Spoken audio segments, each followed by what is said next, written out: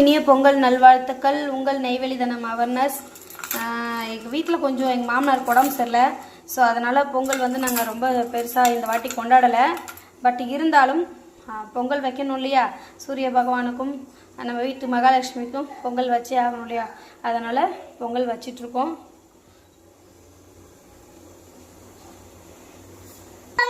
பொங்கலோ பொங்கல், ஹாப்பி பொங்கல்,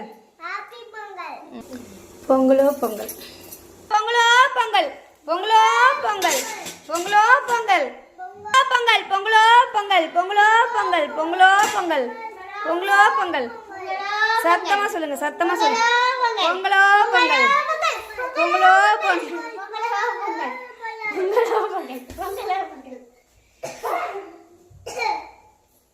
என் பொண்ணு இப்போ பொங்கல் நல்லா தானே சொல்லிட்டு இருந்தாங்க. திடீர்னு சவுண்டு மாறின காரணம்னா அவளுக்கு நெய் பிடிக்காது.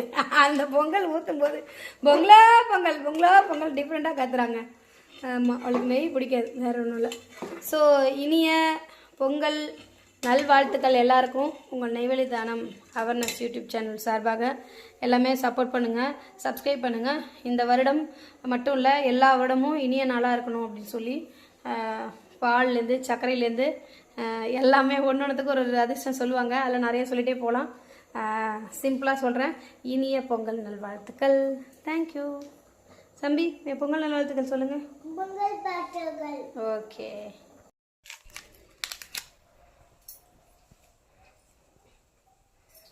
எல்லாம் ரெடியாக இருக்குது. நான் சக்கரை பொங்கலை மட்டும்தான் கொண்டு வந்து வைக்கணும்.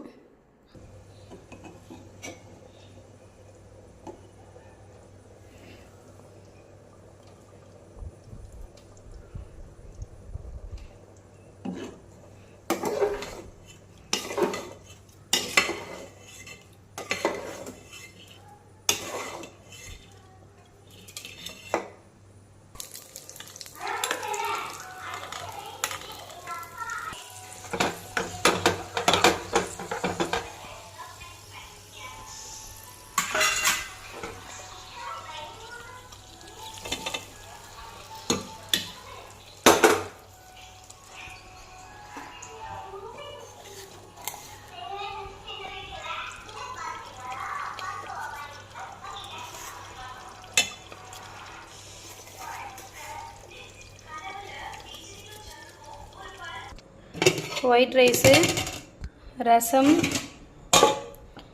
பூசணிக்காய் போட்டு வடவை தாளித்து சாம்பார், பரங்கிக்காய் வறுவல். சக்கரை பொங்கல் ரெடி ஆயிடுச்சு. இப்போ எல்லாத்தையும்